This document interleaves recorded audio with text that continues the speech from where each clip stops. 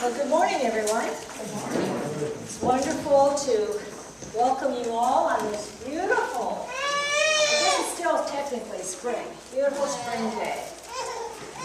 2 times in my ministry, well, actually many more than 2 times, but these are the 2 that came to mind as I prepared for today. I have been surprised when God's grace was conveyed by unexpected people, at least unexpected to me. As I said, it's happened many times, but as I read today's gospel lesson in which Jesus is surprised, I thought of 2 times when I was surprised. And they both took place at my first call, which was at St. Paul Lutheran Church in Sharon Center. Now, the first of these stories I may have told you before, but once again I'm operating on the theory that if I don't remember, you may not remember either.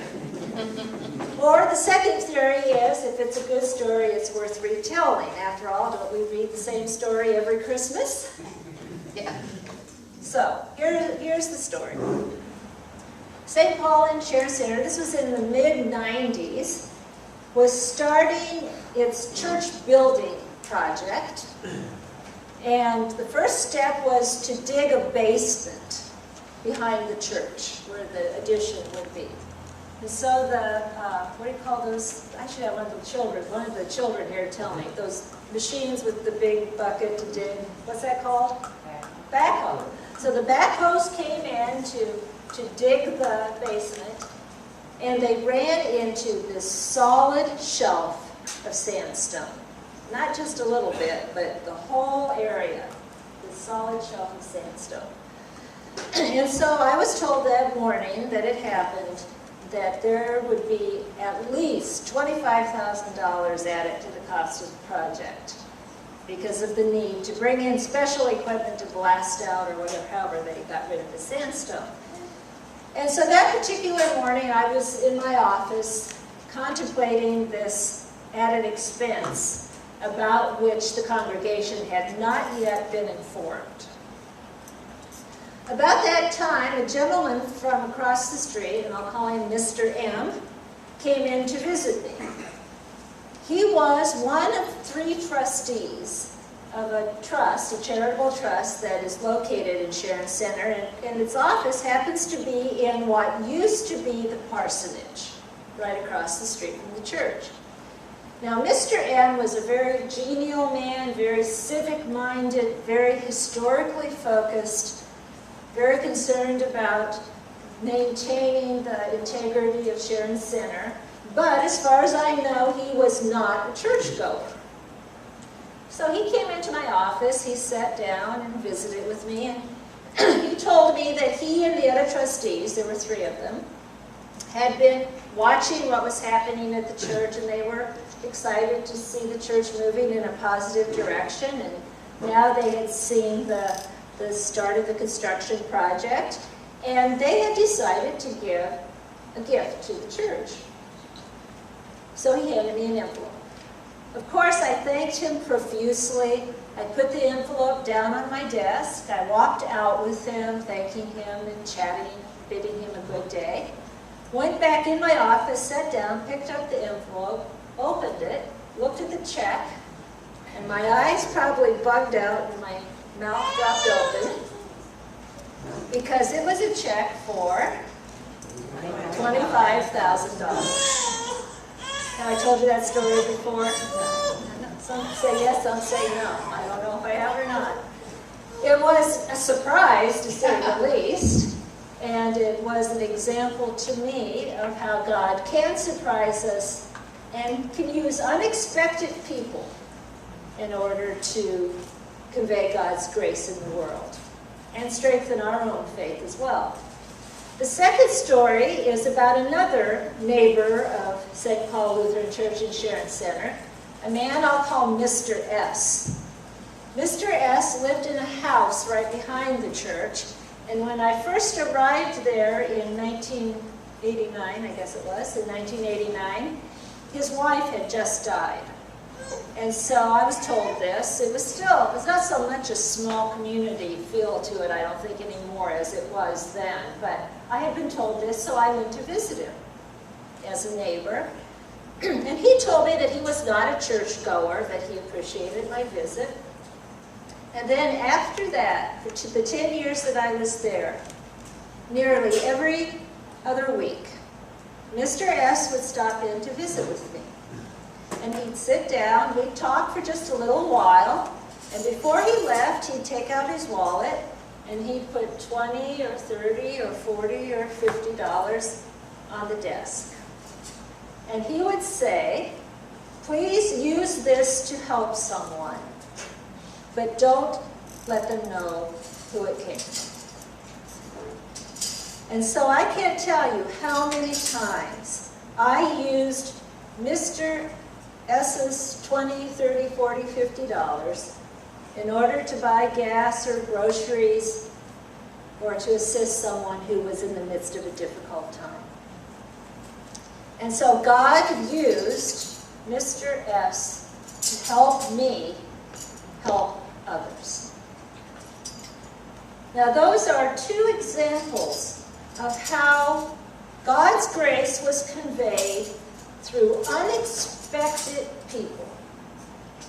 Through people who, as far as I could tell, had no particular faith base. And yet, we're doing God's work. And we're showing faith. Or at least strengthening my faith. And that's exactly what's happening in this very unusual gospel lesson today. We have in today's gospel lesson a situation that's very odd. Now, before I go on, I know that you didn't see the bulletin from the first service, but I'm going to show it to you. Of course, I noticed this before church this morning. I didn't notice it earlier in the week when I could have fixed it. There's something wrong with the picture on the front of this bulletin.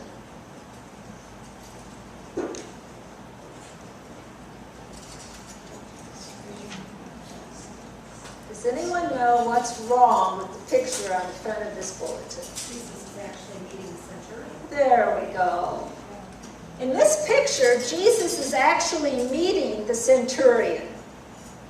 And according to the gospel lesson, that never happened, which is part of what makes it such an odd story. In this story, the two main characters, Jesus and the centurion, never meet. Instead, the centurion is communicating with Jesus through intermediaries.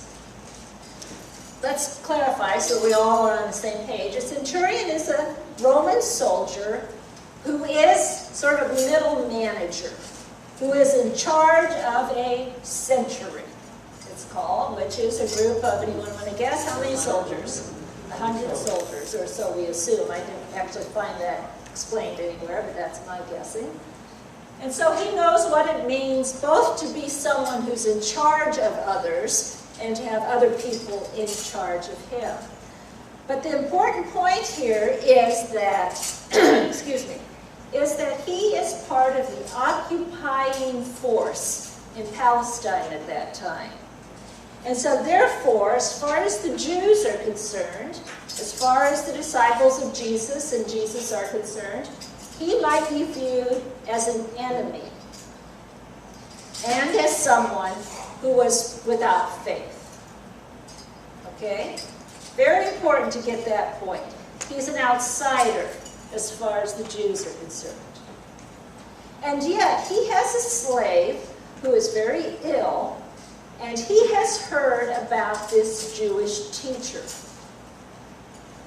So, he sends first some Jewish elders to Jesus to assure Jesus, basically, that he's a good guy.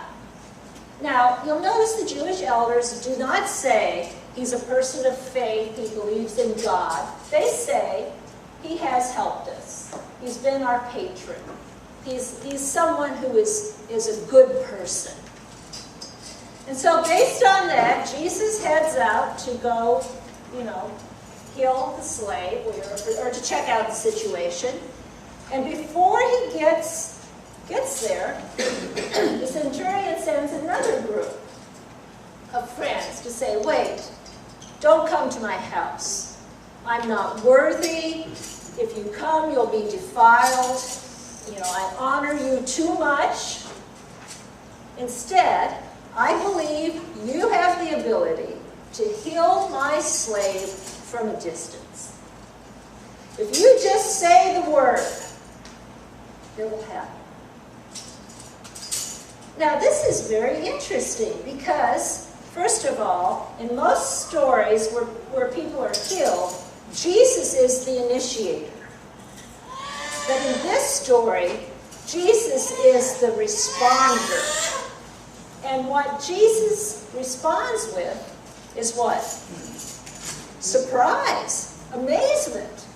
He says, in all of Israel, I haven't seen this kind of faith.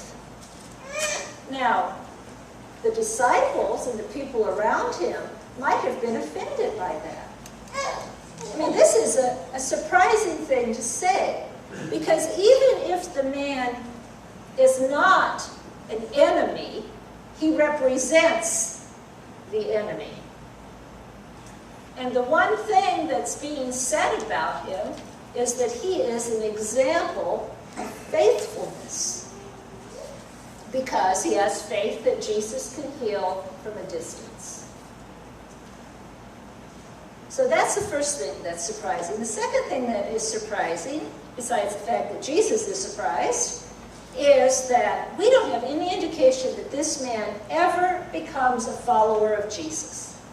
It doesn't say that after the servant was healed, the man confessed his faith in Jesus or that he became a disciple.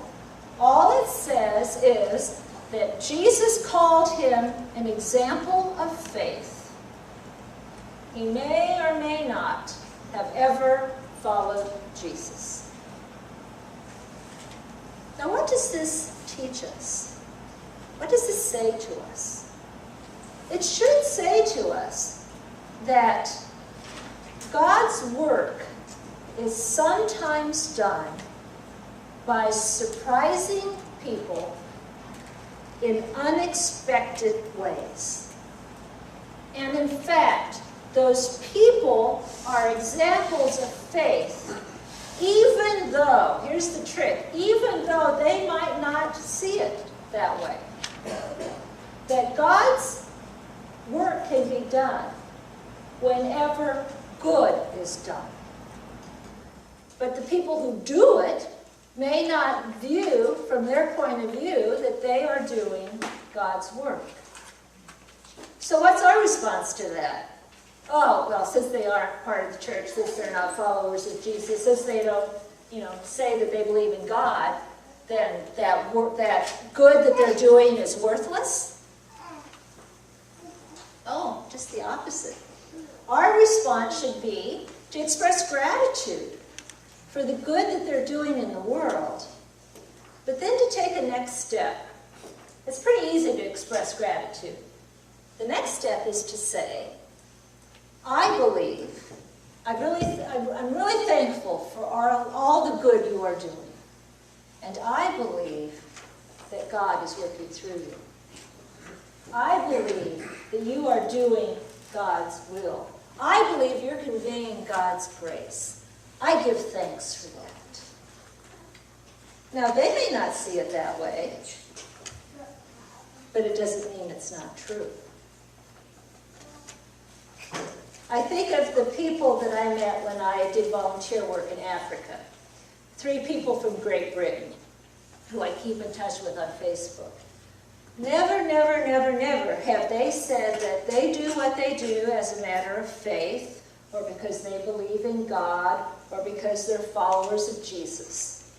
Now, if they do what they do because of that, they should say so.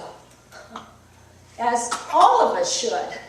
If we are doing good because we're followers of Jesus, we should say, the reason I'm doing this is because I want to convey God's love in the world. But these folks don't. And yet, twice a year, they take vacation time to go to Africa from London. They raise thousands of dollars for the work they do with the orphanage. They collect untold pounds of supplies to take to Africa. They use their medical expertise. Who knows how many lives they have touched, perhaps even saved. Now, my response to that should be not only, I really admire what you're doing. I'm really grateful for the work you do to do good in the world. I'm really thankful that you're helping these children. But I should really take a step beyond that. I should maybe go on and say, and I think that you are really, that God is really pleased with the work that you're doing.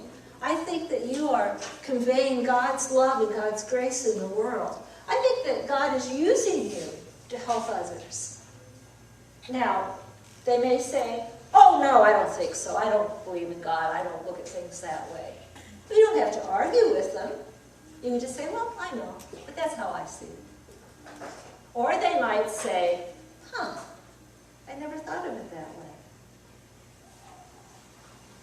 The point is that we should have open eyes, open ears, open hearts to all of the ways God is at work in the world, to all of the people God is using.